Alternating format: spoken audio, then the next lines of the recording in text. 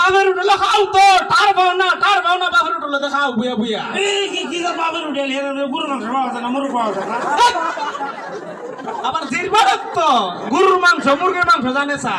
একদিন দি বুড়া বয়সে যদি খামো না যায় গরনো গিলেনের মতো গুস্তা থাকে না গরো তুই একদিন কত তো বড় দেশ আব্বা ফার্স্টে আমি রুজু করে আনছি নেও খাও নেও এটা বাজার করো